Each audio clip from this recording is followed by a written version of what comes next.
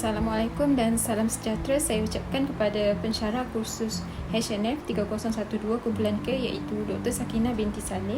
Saya Faisha binti Nur Saful Azhar, nombor metrik D202010092435, telah memilih tajuk perbandingan antara epistemologi rasionalisme dan epistemologi skeptisisme.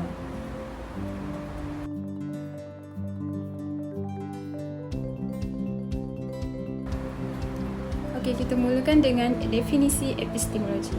Epistemologi berasal daripada bahasa Yunani iaitu epistem, bermaksud kebenaran, dan pengetahuan, dan logos, yang bermaksud fikiran, kajian, teori. Epistemologi ialah cabang falsafah yang berkaitan dengan sumber dan mampan secara inklusif berpengetahuan secara menyeluruh di seluruh bidang pendidikan. Ahli epistemologi mengkaji sifat, asal-usul dan skop pengetahuan, justifikasi epistemik, rationality, kepercayaan dan pelbagai isu berkaitan dengan sesuatu perkara yang dikaji. Okey, seterusnya definisi rasionalisme. Rasionalisme adalah suatu kaedah penyelidikan dan uji kaji yang menyatakan bahawa akal adalah sumber utama pengetahuan.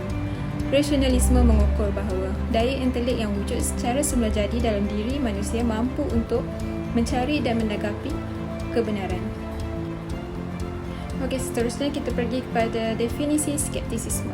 Skeptisisme mengikut bahasa Yunani yang merujuk kepada doktrin yang tidak mempercayai kebenaran sesuatu.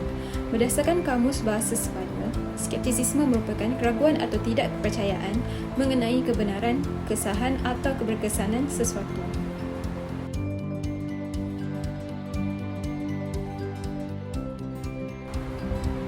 Rasionalisme merupakan suatu fahaman mengenai teori ilmu mengatakan bahawa ilmu yang sahih diperoleh bukan dengan penggunaan diri tinggi. Rasionalis menganggap bahawa akal merupakan sumber tertinggi untuk mendapat kebenaran dan mencapai segala ilmu pengetahuan. Rasionalisme yang berasaskan nilai-nilai saintifik menolak adanya wahyu dan mukjizat atas tanggapan bahawa kedua-dua benda ini dilihat tidak logik. Rasionalisme wujud dalam dua konteks dan bidang. Yang pertama adalah bidang agama.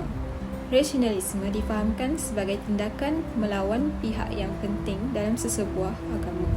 Pendekatan ini biasanya digunakan untuk mengkritik ajaran agama.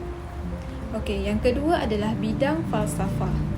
Rasionalisme adalah berguna sebagai teori ilmu pengetahuan. Okey, seterusnya epistemologi skeptisisme. Tokoh yang melopori aliran epistemologi skeptisisme ini adalah David Hume. Skeptisisme dimanifestasikan sebagai doktrin beberapa ahli falsafah kuno dan moden yang menegaskan bahawa kebenaran tidak ada dan manusia tidak memiliki kemampuan untuk mengetahuinya. Ketika berbicara mengenai skeptisisme, kita dapat merujuk kepada pelbagai jenis seperti antaranya adalah skeptisisme ilmiah, yang merupakan kedudukan atau kepercayaan mereka mempersoalkan pseudosains dan tuntutan yang mempunyai ujian pseudosains dan penegasan. Okey, seterusnya skeptisisme ekologi atau dikenali sebagai skeptisisme persekitaran, iaitu tingkah laku mereka yang keberatan dengan keseriusan pernyataan ahli ekologi dan saintis alam sekitar.